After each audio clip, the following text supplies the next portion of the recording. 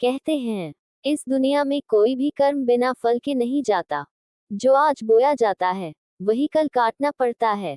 और जब कर्मों की लाठी चलती है, तो न वह अमीर देखती है, न गरीब, बस इंसान देखती है। राधे राधे भक्तों, आज की कहानी है एक ऐसे व्यक्ति की, जिसने दूसरों को रौंद कर अपनी दुनिया बनाई। लेकिन समय ने उसे ऐसा सबक सिखाया, जो उसने कभी सोचा भी नहीं था। बहुत समय पहले की बात है। एक गांव था शिवपुर। उसी गांव में रहता था हरदेव सिंह, गांव का सबसे अमीर और ताकतवर आदमी। उसके पास जमीन थी, पैसा था, और साथ ही था घमंड।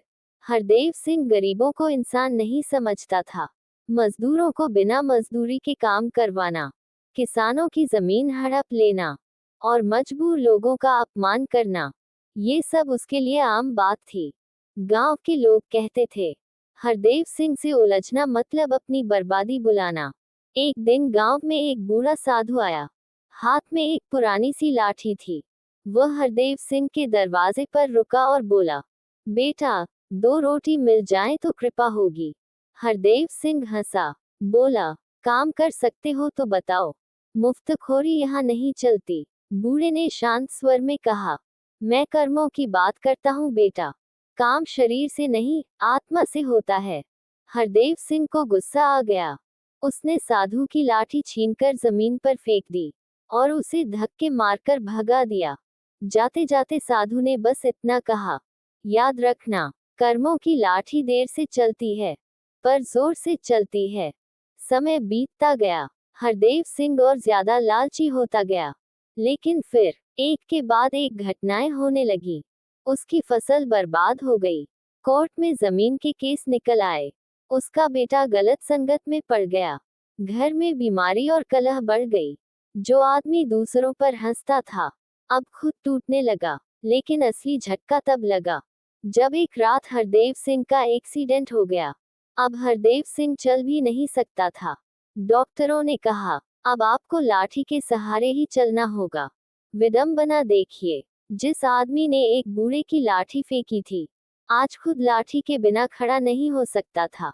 एक दिन अस्पताल के बाहर उसे वही बूढ़ा साधु दिखा।